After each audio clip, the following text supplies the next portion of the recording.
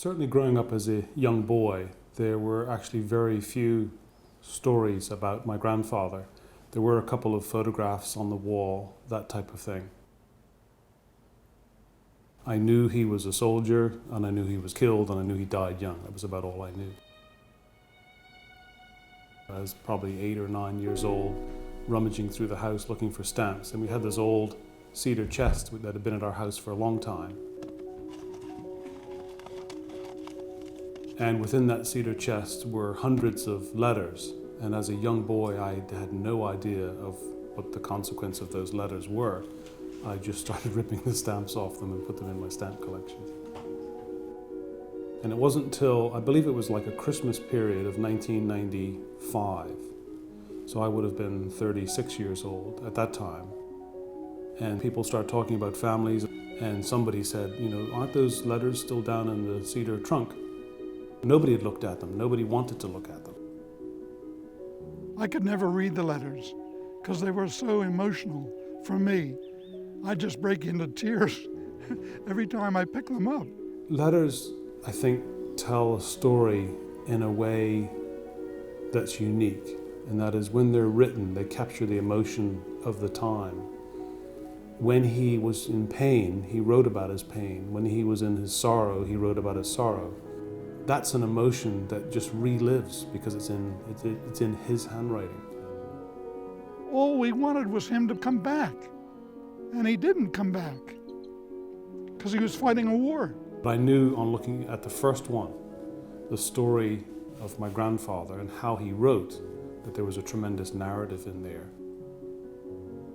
In completing this journey of putting a book together,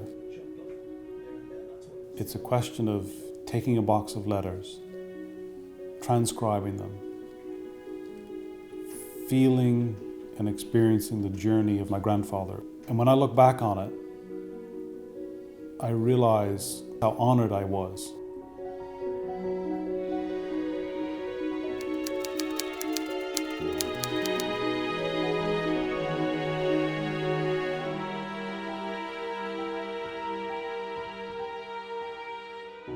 My grandfather was born in Bermuda in November 1907.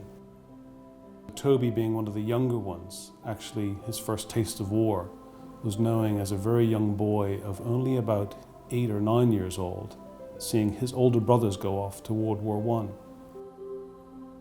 I. He was married at the age of 27. His wife was called Faith Bauer. She was from Pennsylvania, so she was American. Toby and Faith were to have 5 children. Anthony, who's my father, was the eldest, born in 1935, and then the other children came along in quick succession from 1935 to 1941. So there's Anthony, Patricia, Henry, Sandra. Winston, who's the youngest, was born in 1941, and Toby never saw him because he left Bermuda in 1940. At some point, Toby had quite an interest in the military and joined the BVRC at a young age.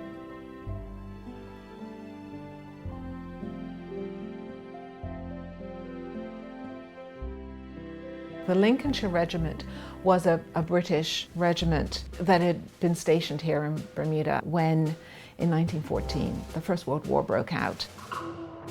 As a result, the Bermuda Volunteer Rifle Corps, which was a white infantry unit, formed an overseas contingent, and the Bermuda Militia Artillery, which was black enlisted men with white officers, also sent men overseas to fight in Europe. By the time the outbreak of war came in 1939, it just seems that it was a natural progression for him, having been a part-time soldier.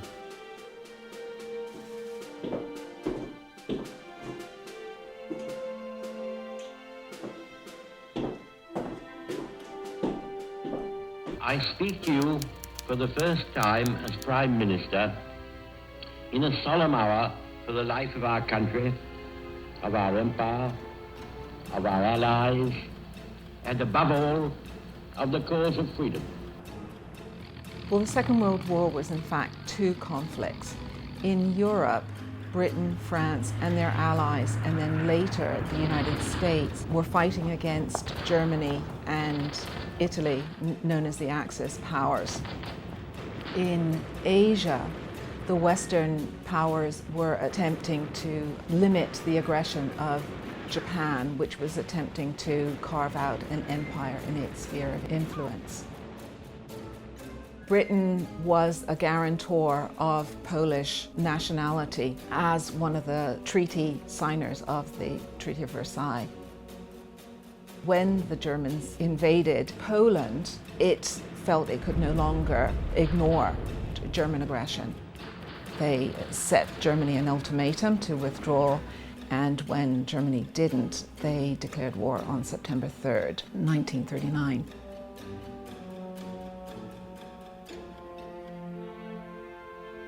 Faith was overseas at the time. Toby was in Bermuda with my father, so the eldest child was with him. And then he immediately made arrangements to really fulfill his military obligations. I probably would have done the same thing. But I mean, he was very determined, he was very loyal to the crown. He felt that if the Germans, you didn't get them over there, they'd come get us over here. That's as simple as that. Everybody at the time clearly knew war was coming. It had been developing for some time, so it didn't seem to have been a surprise. September 1939. Dear Faith, as you probably heard, dear, Great Britain has declared war on Germany this morning. The realization that a war is actually on has been rather a shock, but as I have said for years, we were bound to come to blows with Germany and her methods.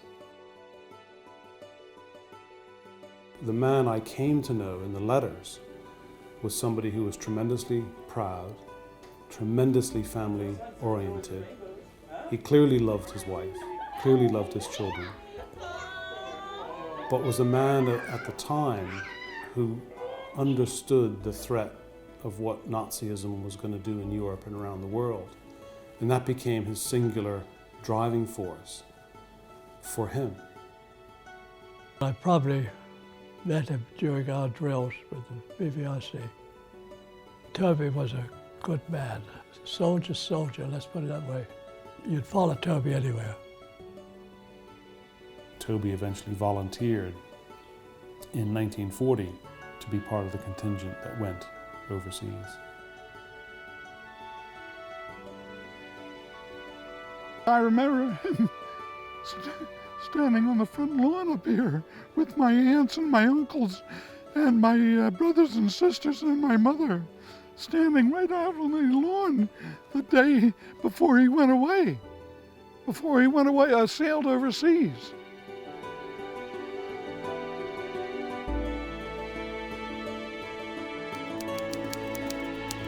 Nazi Germany was determined to flourish not by trading peacefully with its neighbors, but by ruthless aggression and conquest.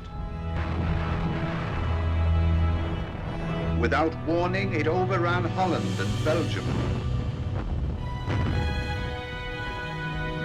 It compelled the Bordeaux government to ask for an armistice.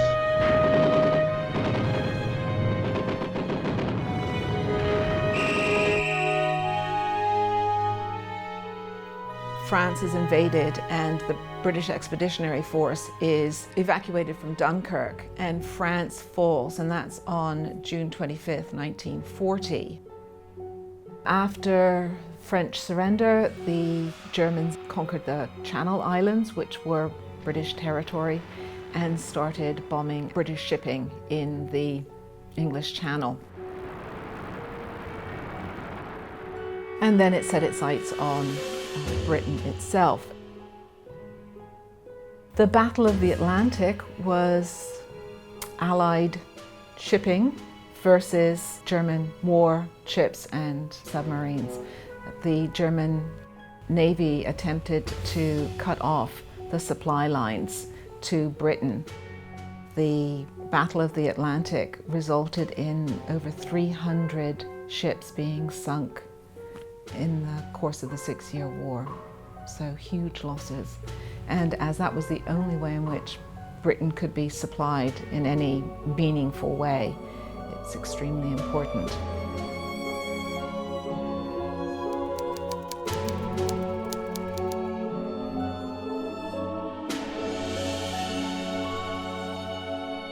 War broke out September the 3rd, 1939. The whole of the WWII was mobilized. Some of the soldiers who went on that first contingent included people that Toby was to write about. His own brother, who we all later knew as John P. or JP. Brownlow Tucker, Roy Taylor, Jack Exel, Graham Skinner, Stanley Wright, Fred Mansbridge, George Fisher, Tommy Aitchison, Arthur Sonny Flood, and Alfred Josie Pedro was on that same ship. They were shipped over on the SS Mataroa, which had been a merchant ship commandeered by the Navy and armed with a cannon, and was a troop ship. You'd get these huge convoys of ships going mostly from the United States, North America, across to England, would travel in convoys of 30, 40 and 50 ships, protected by naval vessels as well. But their rationale was safety in numbers, and they would travel across and they'd be protected because they were carrying supplies, obviously, to the European theatre of war, and they were also carrying soldiers across. So my grandfather's journey on the Mataroa was just one of the many convoys that successfully made it across, but they did lose one ship along the way. We embarked on the Mataroa on, if my memory serves me right, June the 24th, sailed that evening. The convoy from Halifax joined us. I have been praying and thinking about you, darling, ever since I left, and will miss you. But with the rumor of the news, I feel that I have done the right thing. We were the ship in charge of the convoy. The officers manned the gun that she was armed with. That's all we had as protection. We had to watch out for torpedoes and subs. For some time we were at sea until about 2 days out of England. We were attacked by a submarine.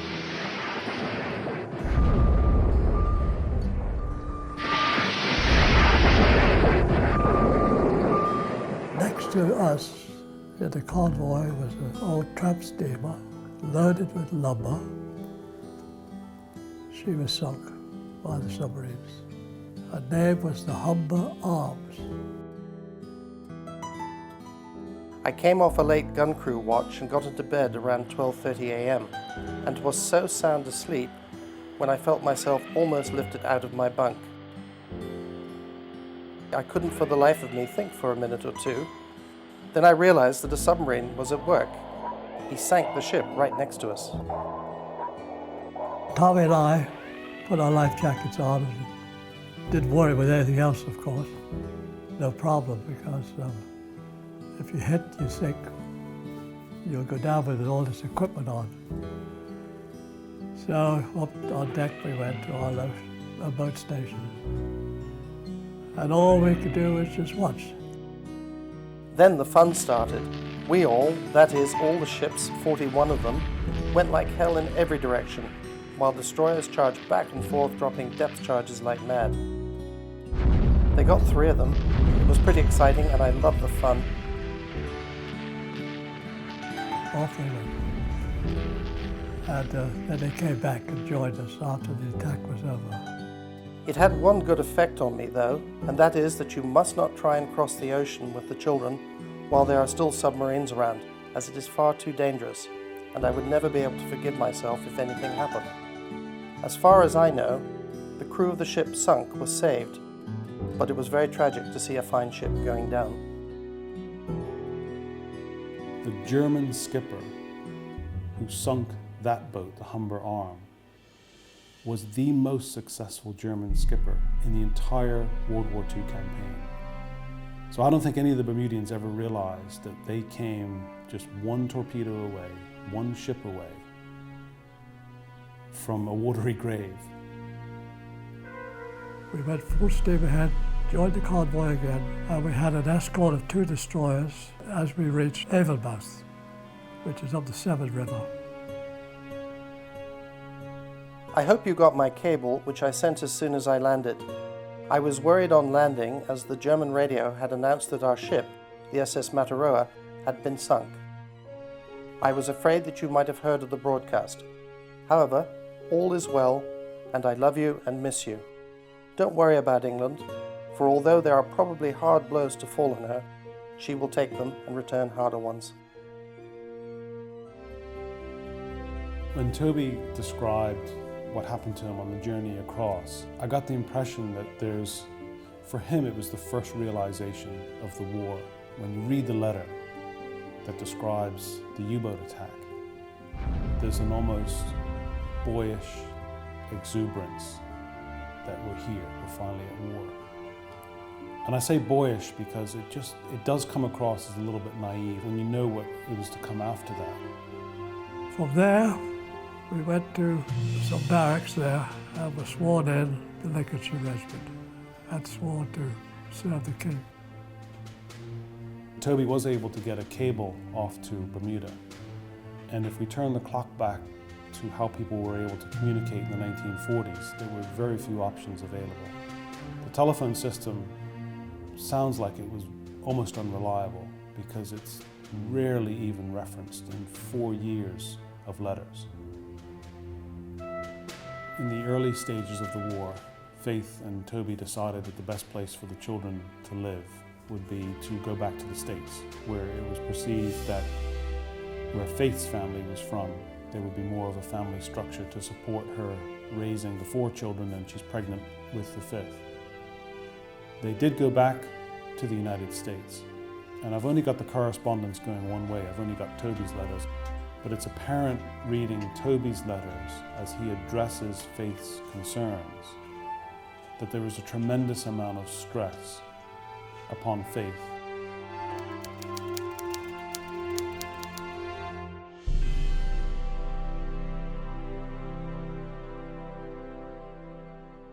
Among Toby's first postings in England, he was based in what we now call East Anglia.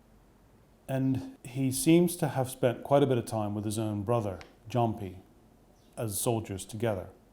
And then the Bermudians sort of dispersed into different theatres, although some of the Bermudians seem to have been in the same battalion of the Lincolnshire Regiment as Toby ended up in. What became a real source of frustration for him was not being able to engage the Germans. So we know that a lot of his early years in England were spent in a number of different capacities. He spent some time as a military trainer. He gave military lectures. He was in his mid-30s. A lot of the soldiers were late teens, early 20s. So he was viewed upon as a soldier of some experience. One of the responsibilities he had was training what was called the Home Guard force. And the Home Guard was really a collection of individuals, mostly men, who were identified as, it's almost like a civilian army is what they became. You look out to sea, we're right on the coast. You'd imagine German invasion barges, and I swear that's what they were, coming right towards us. It's cloud formation, I think, more or less. At that time, they were very much believed that the invasion was a possibility. Most of the Battle of Britain, of course, was centred on the dense population centres in the UK and the areas where the British military manufacturing was going on.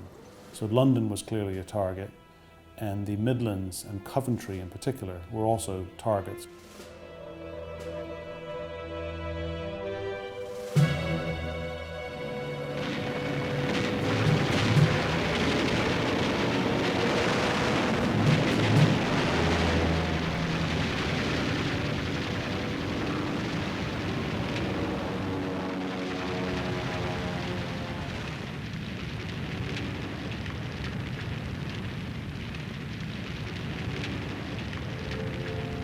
London was bombed for 76 consecutive nights.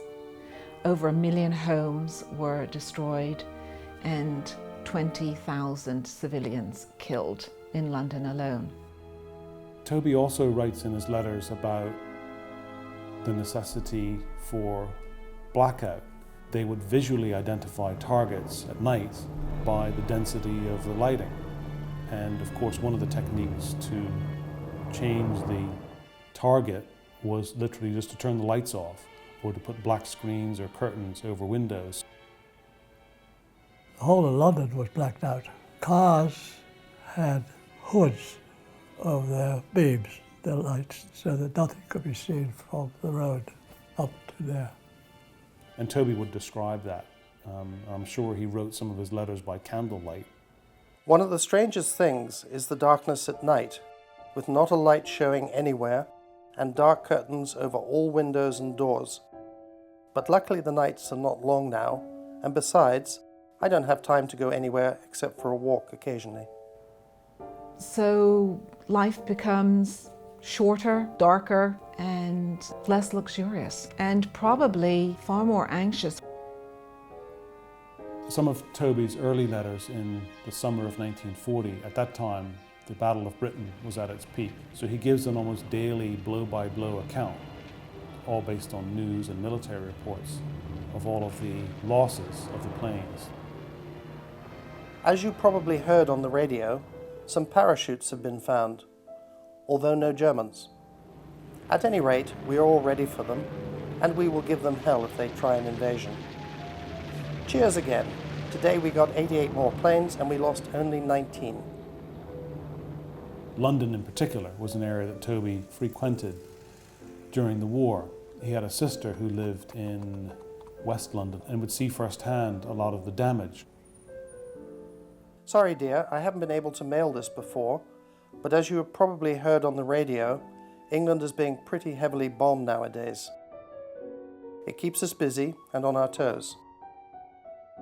Bombs were pretty well raining all over London. I hear that 200 were killed during the night. Poor devils. Most of them were civilians in the East End. These Germans don't seem to have any scruples at all. I have had such lovely letters from you, and they cheer me up. I give 3 loud cheers each time one arrives, and I carry them in my pocket until they are all ruffled and torn, and read them over and over, so you know how much I love them.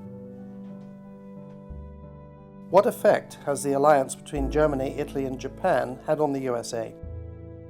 I shouldn't think they would feel too pleased.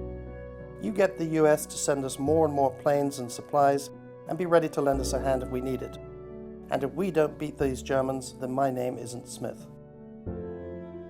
Nobody likes to go to war. There was a strong feeling that it's not our problem.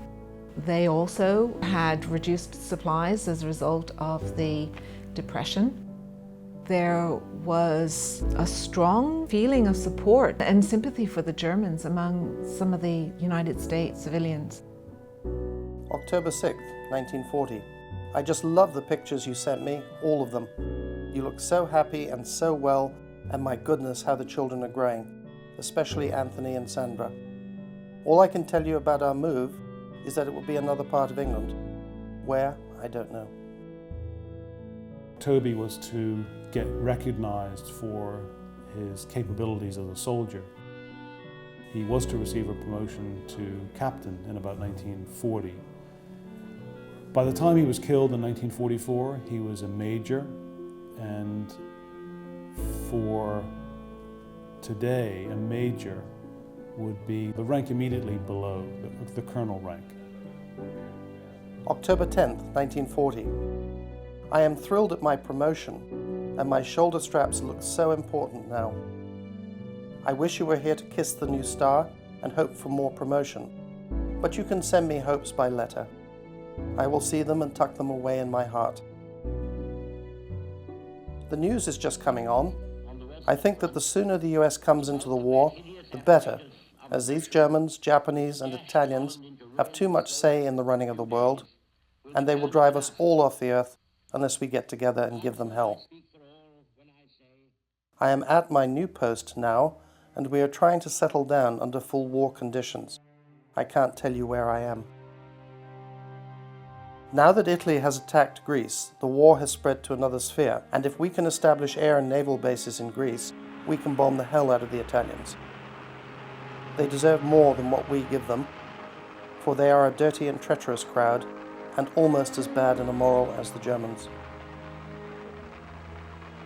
You will be in the midst of elections on the 4th, and I suppose there's a great excitement over it. Whom do you want to be elected? As you know, I always thought Roosevelt a great man, a very capable politician, but a man with boundless imagination and able to size up situations, especially in matters of foreign policy. My apologies to your mother, please. Tomorrow is Armistice Day. I wonder when the same day will come in this war. I hope next year. God help us in our struggles, and may He give us strength to beat the enemy.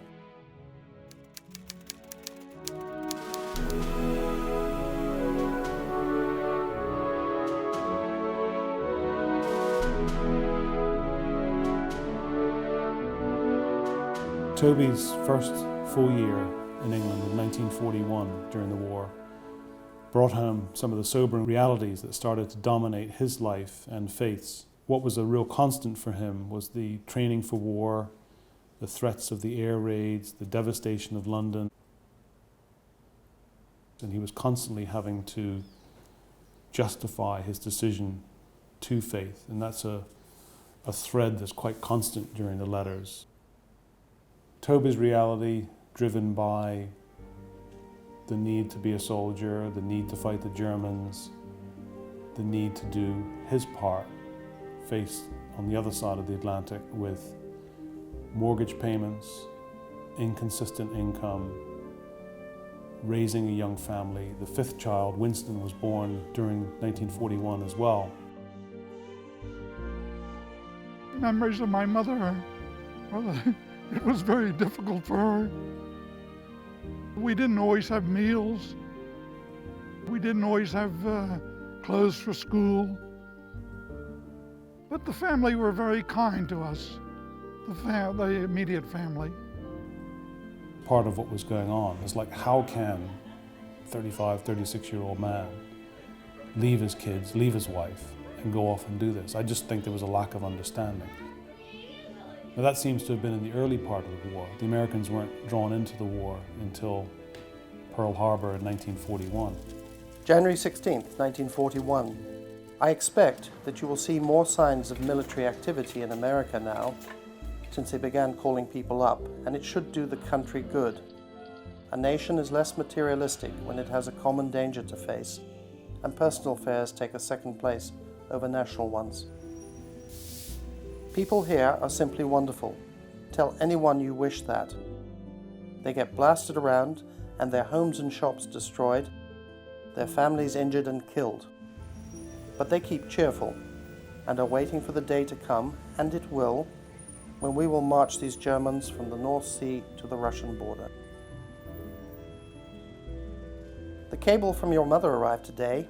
I have been thinking of you all the time, and you have brought us another dear little boy. And not so little either. A 9-pound baby is a solid little fellow.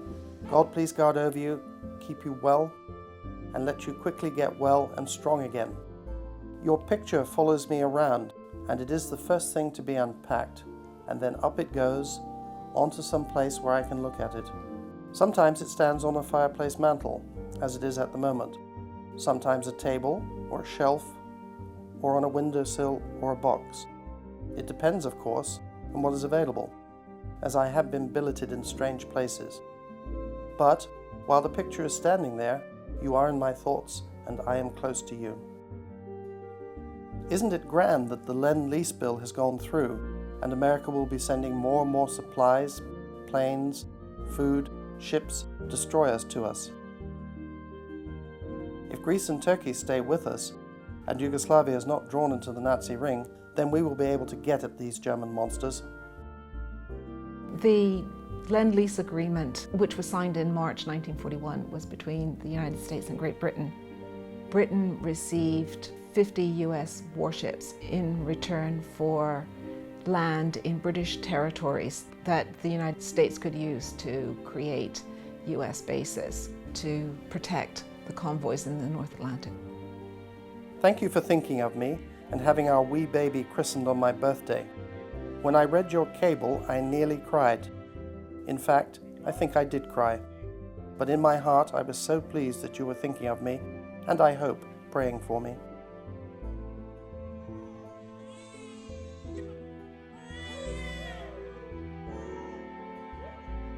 I have been quietly saving this money for the life insurance, and in case anything happens to me, my insurance of $5,000 will be sure for you.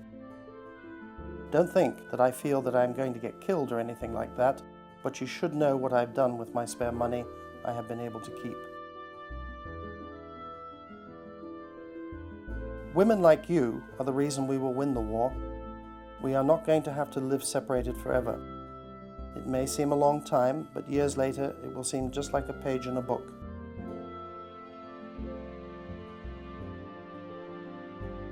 People simply will not get it into their heads that these gangsters of Germany are out to rule not England, not France, but every corner of the world. Why don't they see it? That's why I'm here, dearest, and you are not with me.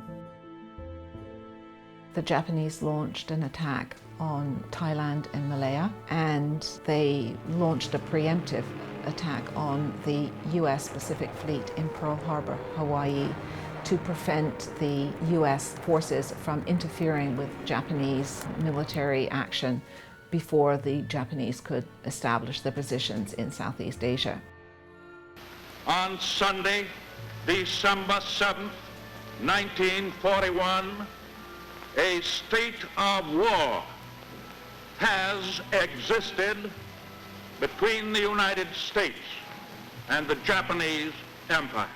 The US declared war on Japan, and Germany declared war on the United States, which then the same day declared war on Germany, bringing the United States into the European theater of war.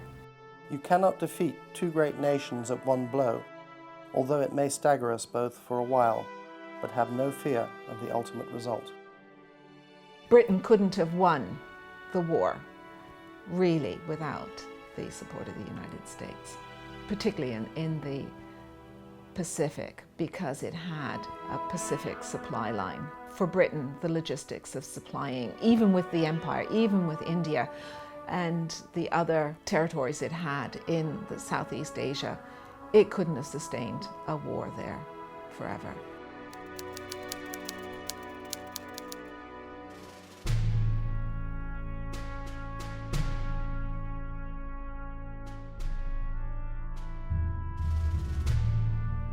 By 1942, Toby was in his second full year in the United Kingdom, and the correspondence back and forth is clearly showing the strain of being separate from his family.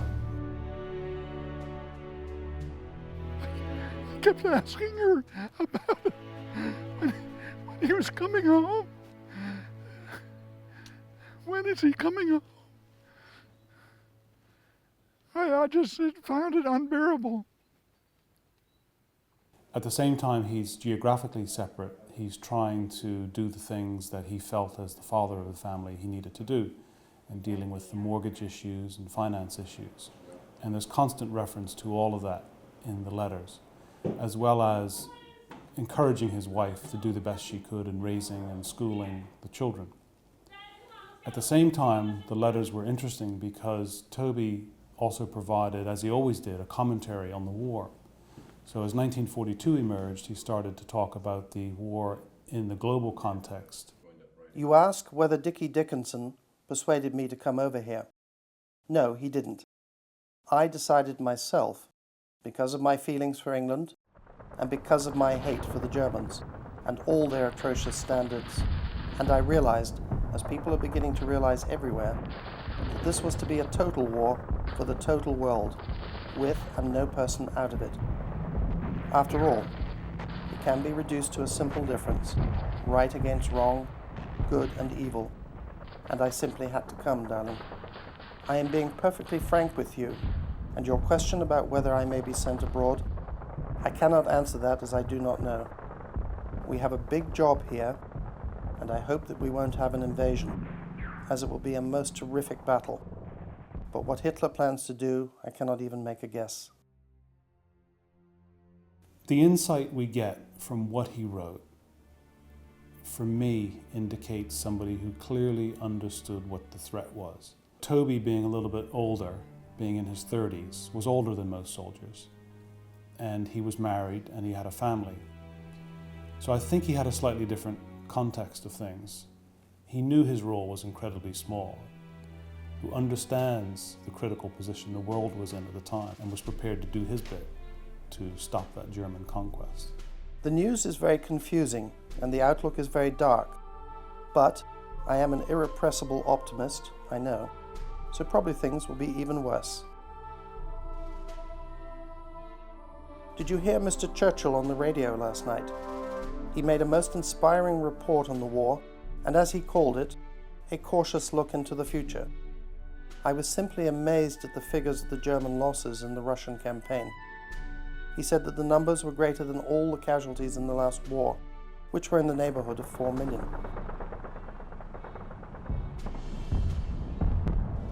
We have been clawing down 3 or 4 to 1 of our enemies. And the relative balance of the British and German air forces is now considerably more favorable to us than at the beginning of the battle. We are going away on a 2-day exercise, which is going to be pretty difficult from what I hear. We have to cover about 50 miles on foot, cross about 3 rivers, which we will have to wade or swim, fight about 3 battles, and for all of this, we will have only 1 haversack ration. I do find it remarkable that sort of almost every night, Toby, who's clearly shattered and tired and cold and wet on some occasions, still found the time to turn on that light, find a piece of paper, grab a pen, and write home to his wife, however brief it may have been, because the letters almost ended up being like a journal. If critics say that I was wrong to leave you and the babies, my answer is they wouldn't say it if they've heard the terrifying anticipatory drone of enemy planes, the roar of anti-aircraft guns, the fluttering scream of bombs, the crash of bombs followed by the almost dead silence which follows. And I would tell them that this isn't the rather indefinite place, the battlefield. This is the towns, villages, valleys, hills and roads of England, of people like you, women, children, old fellows. And whose job is it to stop them? Well, it is everyone's job, everyone with a sense of decency. For selfish, smug analyses of the war, criticism and the like, only play us into the Jerry Huns' pretty little lap. 2 years ago, the Huns nearly had us licked. And if they had licked us, America would have tumbled like a pack of cards. And for him, you can see the contrast he was deliberately trying to create. You're safe over there, you're not at war. We're over here, we're fighting to defend a way of life, we're fighting to defend democracy and freedom. And he was particularly poignant in the way he described it. And you could almost see once again this sheer determination rise up through him as he committed pen to paper. I am afraid that things are becoming very difficult for you at Torresdale, and I am so sorry that I can't help. After much thinking and worrying, I have come to the decision that although things may be difficult in Bermuda, that you'd better pack up and take all the children with you there. I am now doing a different job, but can't give you the details. I'm with the 101st Anti-Tank Regiment, Royal Artillery. It seems funny being a gunner after being in the infantry for so many years. After all, the main thing is to get the war over with. The Germans, Italians, and the Japs completely defeated.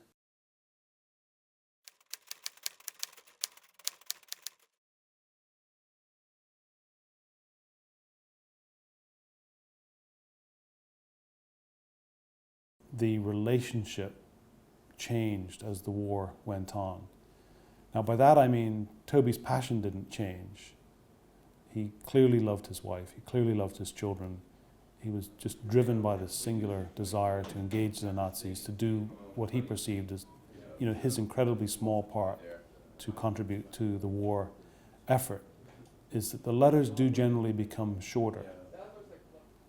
The strain between the separation is clearly there. You almost get the sense of an argumentative tone in the letters towards the end. Toby's responses back to her clearly were trying to hold things together.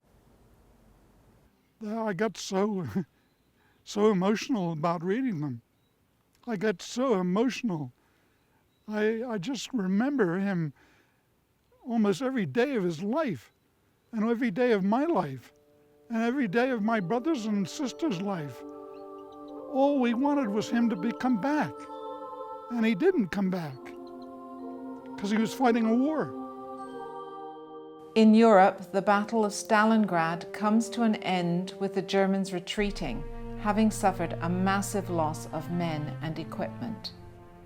On July 10th, American and British Commonwealth forces invade Sicily, and on the 8th of September, Italy surrenders, although Germans in Italy continue the fighting.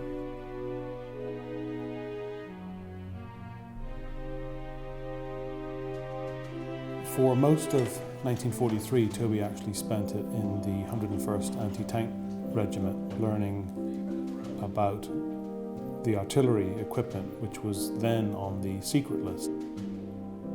1943 is also the year in which Faith and the now 5 children go back to Bermuda to live because of the stress of living in the United States.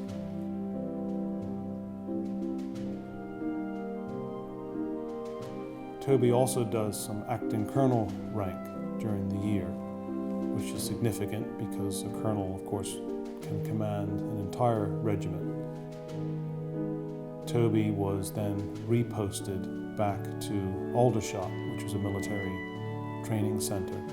And that really became a sort of platform for him to do what I would describe as sort of his real final stint as an instructor through 1944 before he eventually saw live combat. He was always very anxious to learn the specifics about what was happening in Bermuda, what was happening to other soldiers. And for someone in the military, of course, the worst news you can ever get is when one of your colleagues gets killed. I heard at the Overseas Club in London that Houston Perenchi from Bermuda had been killed. He was in the RAF and was, I believe, in the Middle East. I am awfully sorry, as he was a very good chap. In January 1943, Toby was sent on a course in Yorkshire. And for him, that gave him an opportunity to actually walk all across the Yorkshire Dales. And I think that triggered in Toby a response that we hadn't seen up to this point. We know he loved nature, but there's a particularly poignant day when Toby went out for a walk across the hills, and as soon as he got back, wrote something to his wife. Here it is, Sunday afternoon, and I've just returned from a long walk over Ilkley Moor. Bare, windswept and comfortless, but you get a feeling of happiness though, chiefly due to the fact that you can hear not a sound except the rushing wind and the clink of your foot as you occasionally step on a stone. If you stop and listen, you can always hear the sound of a trickling stream. I felt that God was walking over the moors with me. I thought of you and the children, and how much you would all love to have been walking with me. I prayed to God to grant you peace and health, and to forgive us all our sins and wrongs, and all the while, I felt that you and the angels were listening, and hoping for the day when we would all be together again. I wrote this for you. I left my room all hot and dry, turned my eyes to the southern hills whose heads were wrapped in misty sky, whilst down the slopes ran whispering rills. I gazed, then climbed with saddened stride, lonely as the furthest knoll. But as I climbed over crag and ride, I sensed a happiness of heart and soul. A pair of grouse whose russet hue shone softly in the misty light swung downwind, gracefully from view, and all the world seemed clear and bright. I stood and looked at a distant peak, and prayed to God to guide my step, when a voice around me seemed to speak, "My son, God is at your side. Step out and climb the hill of life, with courage and good heart, that children and your darling wife in safety live, though far apart. God grant us peace to the hills I sing. May anxious days and threatened harms pass by for you, and bring my loved one safely in my arms.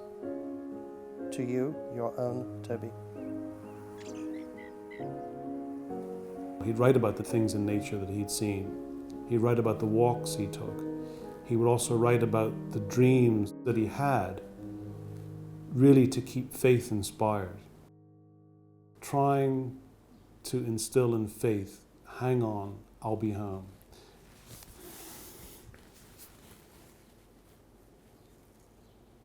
I walked to the village to mail a letter to you, and when I got back, I found a telegram from the adjutant saying that a cable had come and that you'd arrived safely in Bermuda. You asked me what I'm doing after the war. Well, I can tell you only one thing, and that is the minute that I can leave the army, I'm coming to you. And if we go anywhere, it is going to be all of us together. By 1943, Toby's eldest child is my father. He's now 8 years old, and all the children run roughly a year apart underneath that.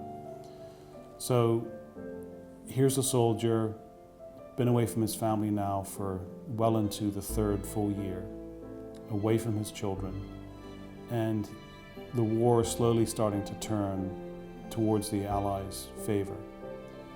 And Toby and Faith are now starting to talk about in their exchange of letters what they will do after the war.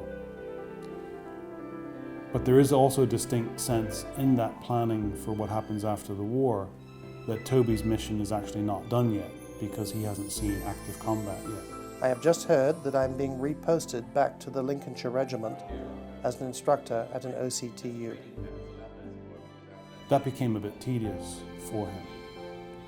But I think the driving force for him was how he was able to influence the lives of others.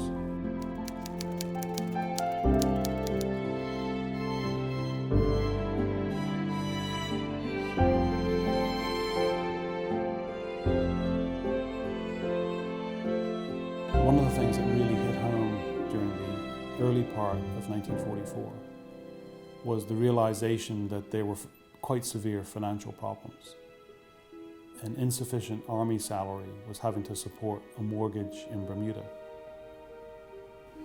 The hope, though, seems to be that by 1944, it must have been the thought at the time, that the war end was in sight, because the tone of the letters changes. And at that point, his letters start to change, like, "We will soon be back together again." But obviously that was never to be. I'm very distressed to learn of the financial situation that the bank tells me your account is frequently overdrawn. I'm doing everything I can here.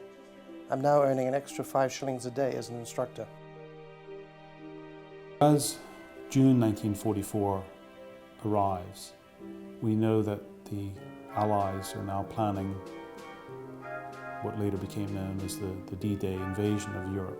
We know he wanted to go, and he was disappointed that he wasn't. Because I believe for him, he felt that time was somewhat running out. The war has clearly turned by this point. I am well, very weary and rather depressed that I am not taking part in the invasion. I know you will be pleased that I am not in it, and in a way I must agree, but it does seem that I am fated to be an instructor always and never a real soldier. As you know, the invasion has started, and from the news and reports it appears to be going well. But there is still much to do, and great dangers lie ahead. But the British will fight hard, and I only hope that all goes well. There are so many of my friends and acquaintances in the battle that I feel a very poor type not being with them, but there you are.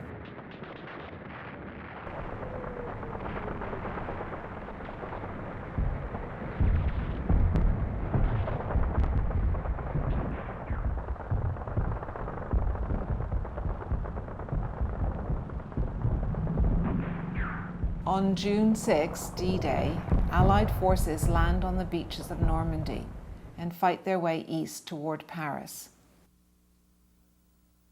They then start to advance into the Low Countries, and they launch Operation Market Garden, which is to liberate Belgium.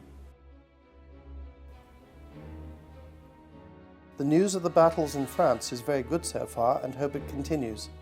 They seem to have established themselves fairly securely, and if we can split up the German armies in France, I should think that they will soon make even greater advances, and we will be at the German frontier before long. As the events unfolded in 1944, I think for Toby, this sort of acceleration of the war end was obviously very important for him and everybody else that was fighting. And he wanted to be discharged at the earliest possible moment when the war finished, so that he could be reunited with his family. Paris is liberated. The Romanians have accepted our armistice terms, and the war in both France and Italy is going well. So let's hope that it won't be very much longer. By September 2nd, 1944, it's now the 5th anniversary of the war. We know that Toby is now reunited with some of the Bermudian soldiers that he hasn't seen for quite some time. And he's reunited because they were all members of the Lincolnshire Regiment. They're all now preparing for the push into Europe that affects Toby's particular regiment.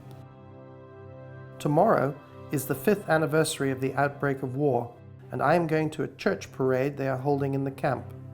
I am wondering if you will be able to go to church, but if not, I know you will be thinking of me, and I will be thinking of you. So by late September 1944, Toby finally got his wish, and that was to see active combat duty. So he was very excited about being transported across the Channel, the English Channel, to France. I crossed over to France yesterday. I wasn't sure if I was going to be sent to France or Italy. I am very well and pleased to have got over here after all these years. In places, there are many signs of the recent battles, and towns like Caen are completely destroyed. And all along the route, burned out trucks, tanks and planes lie along the route and in the fields.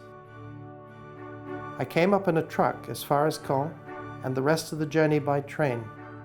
When I was about 35 miles south of Rouen, my truck broke down and I was left stranded with 21 men, miles from anywhere. We had 24-hour emergency rations with us, so we ate them, and the next morning managed to get on another convoy coming up and reach Neuchâtel just before dark. The Belgians are most pleasant, helpful, and very pleased to see us. The Belgian children practically block your way when they meet you and shake hands in a most confident manner.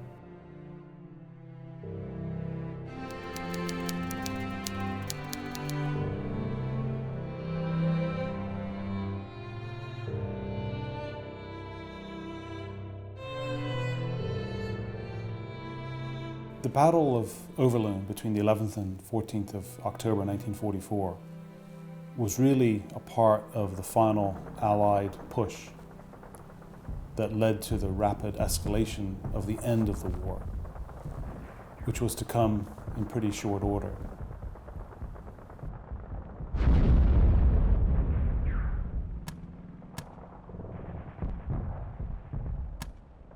It was notable for being one of the bloodiest battles of the Second World War, and it cost the Allies 1,600 men. Germans lost about 600. It was the major tank battle to be held in the Netherlands, and the British lost dozens of tanks as well. Toby's company was part of a larger regiment, was part of a larger Allied force, and each company within each regiment was given specific military tasks to do. It was apparent that they were in an area quite close to the German border. They're only about 10 miles away. We know it was heavily wooded. We know that it had been occupied by the Germans. We know there were mines that were evident. We were on the road from Oplu to Overloon in Holland. to stem the flow of Germans who were making their way from Venlo to 's-Hertogenbosch via Overloon, to seal the fate of the airborne who were fighting a losing battle at Arnhem. The Royal Ulster Rifles and King's Own Scottish Borderers had taken the larger of the two woods with terrific casualties. It was now up to us to take the smaller wood, which was infested with Germans. It was the morning of October 14th, 1944. Toby was commanding his company, and his task was to take this wooded area. So for him, all of the many years of military experience and military training all culminated in, for him, what must have been, this is my chance. At first light, Major A.F. Smith took his company forward, and it appeared at first that all might yet be well. But the Hun was playing an old game, and a safe one. The fire from small arms in the wood, although it took its toll, was but the bait to catch the fish. As the company advanced, the defensive fire of the German artillery and mortars came crashing down. And in a few minutes, the company had suffered so heavily that to continue was out of the question.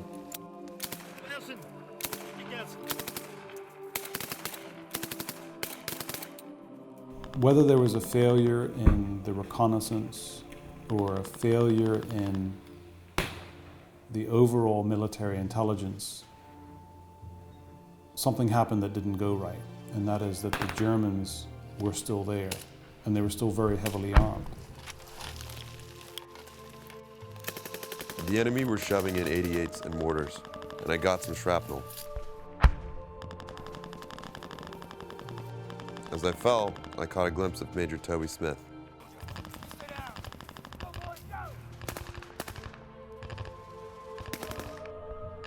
The last I saw of him, he was standing up in front of his company, waving his men on. They had only 50 yards to go to the woods, and they were just finishing up the attack. He must have caught it just at the end.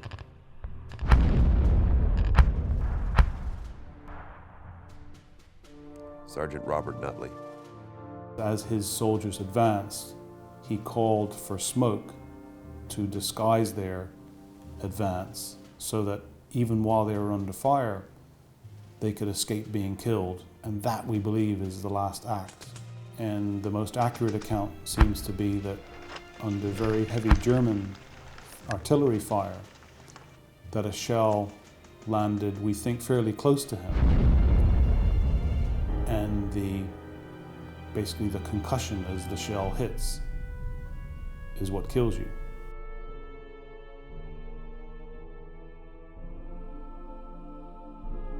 Not many got back. During that day, 30 were killed and 114 wounded. Among that lot, we had about 4 Bermudians killed and about 15 wounded. What a terrible price to pay for one small wood. I remember receiving notice of his death by the military, and everyone was so proud of him, but they didn't bring him back to me. That was the sad part.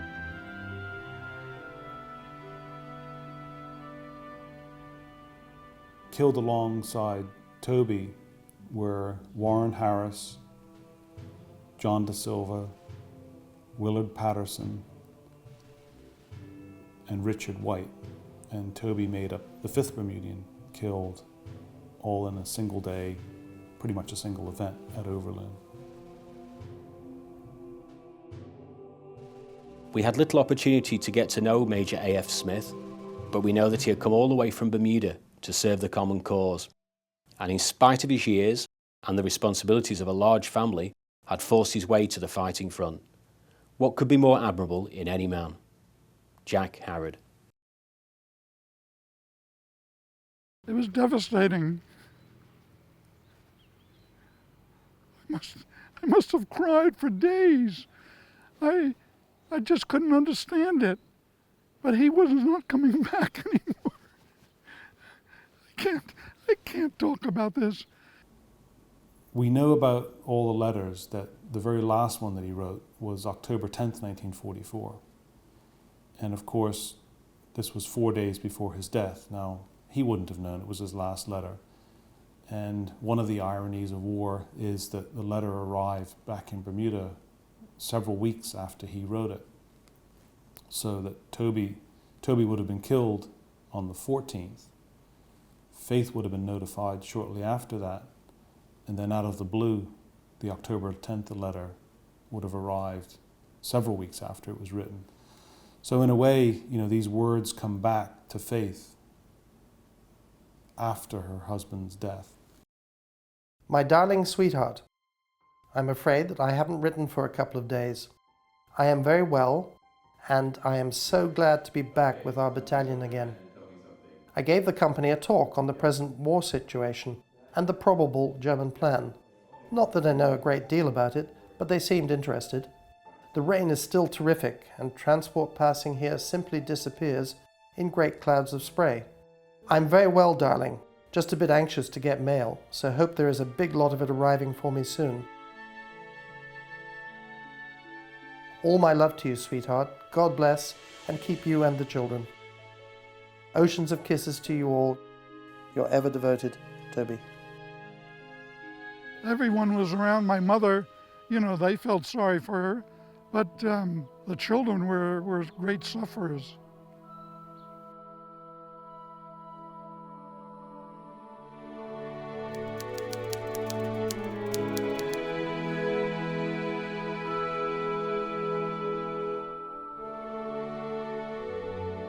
We pray that your country's gratitude for a life so nobly given in its service may bring you some measure of consolation. His Majesty King George VI. Toby was the best officer I had. His influence for good will continue a golden thread in the pattern of the lives of so many. Colonel Rupert Cave, Orme. You will be relieved, I have no doubt, to hear he suffered no pain, for death was mercifully instantaneous. The day after I laid to rest in the soil of Holland the body of one who had been faithful until death, Reverend David Wynne Jones of the 2nd Lincolnshire Regiment, October the 24th, 1944. When I heard that Toby had been killed, his death affected me more than any other person I have known who has fallen in the war. Can it be wondered that Britain wins wars when men like Toby are prepared to help her like he did? To come so far, so long, and then to feel that he couldn't bear the thought of having to return before he fought on the battlefield as well. Captain York Sales, June 15th, 1945. It's up to us now to see that his life was not given in vain. To his children particularly, we should all take more personal interest. They will grow up without his guidance and companionship, but as they grow up, they will better understand his giving his all for the children of today. Gladys. It always seems that war takes the cream of a generation, and we can only hope that the new world for which Toby has made this extreme sacrifice will justify what you and many mothers are going through. Eileen Shirley. Toby's role in the war was incredibly minuscule, and if he'd lived through that battle, he would describe it as incredibly minuscule. But one letter describes how really ironic it ended up being. Dear Mrs. Smith, I am afraid you will by now have heard from the War Office the very sad news about your husband's death in action on the 14th of October. His death will leave a very large gap with us here. It seems so very sad that he should have been killed in the hour of his company's victory. Lieutenant Colonel Cecil L. Fairbank of the 2nd Battalion, Lincolnshire Regiment, October 25th, 1944.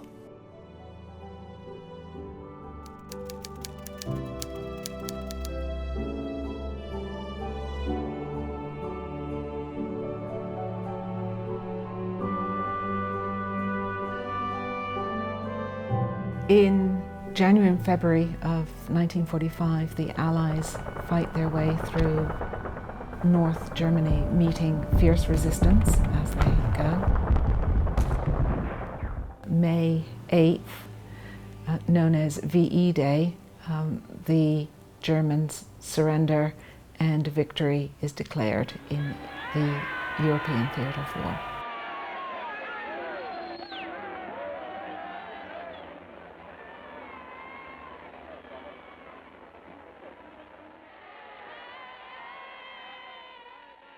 The Second World War proved to be the bloodiest conflict in history, with over 60 million people losing their lives. We thought it was the war to end war, but it didn't work out that way.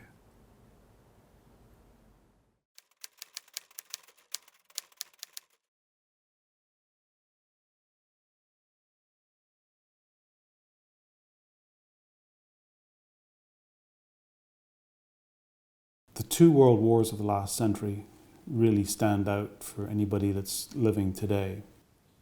And anybody describing the significance would have to use the word freedom and the preservation for the world, because that's really what the two wars were about at the end of the day. And that's why I believe, even to this day, decades have passed, Bermuda comes to a halt on November the 11th at 11 o'clock, the 11th hour, on what is called Armistice Day. That is to remember the sacrifices that others gave. Toby's sacrifice was huge in the context of his family, but millions of soldiers went to battle, millions of soldiers died, and the war victory didn't rest on any one soldier's shoulders.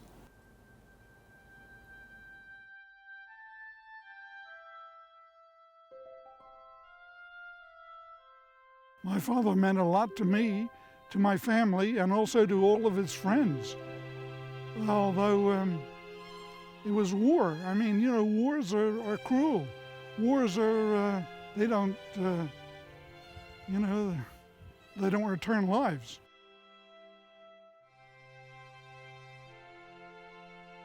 My mother married again. She married an American in the U.S. Air Force, who she met here in Bermuda. And she married him 2 years after my father was killed. And then he moved us all up to Mendham, New Jersey. I was determined that I would have children and I would stay alive to see them grow up, and I have done that. That was my determination.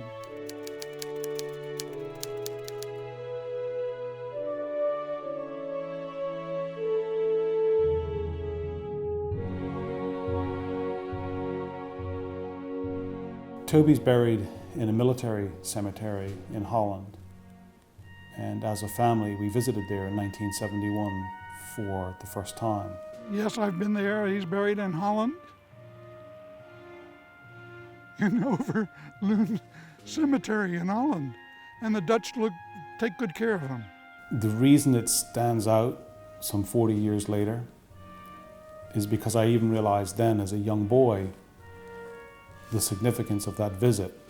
It was my father's first time reconnecting with his father, who he had last seen in 1940 as a 5-year-old boy, waving goodbye as his father went off to war.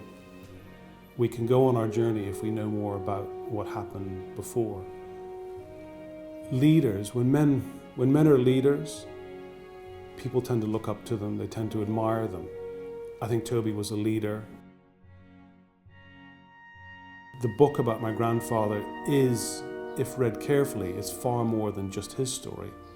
It's a story that was replicated by hundreds of soldiers who went overseas. The irony is that I believe I know my grandfather better than his own children. I want my father to be the first, and his brothers and sisters who are still alive to be the first, to read the story of what a great man their father was. What a tribute I hope this is, that at least one soldier's story was able to be told, and we can only tell it because he wrote it, and those were his words. So for Bermuda and Bermudians, Toby Smith would never want to be known as his role being any more significant than any others. It wasn't, and he would say that. But it was a story of Bermuda's role in the war, the BVRC's role in the war, and what happened to one man, one family, and the surviving children. I thought the final words should be Toby's. There's a particular letter that stands out. It was written in April 1944, written by Toby to Faith. It stands out because it's almost timeless in terms of it could have been written at any stage in the war. But also it stands out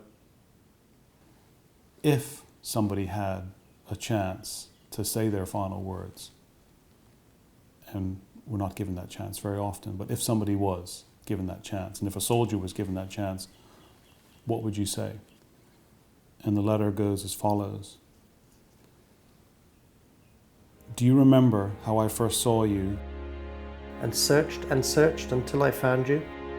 My visit to you in Philadelphia, your return to Bermuda, and what I shall never, never forget, the day we were crossing the little bridge near Miamba and our first kiss. Do you remember?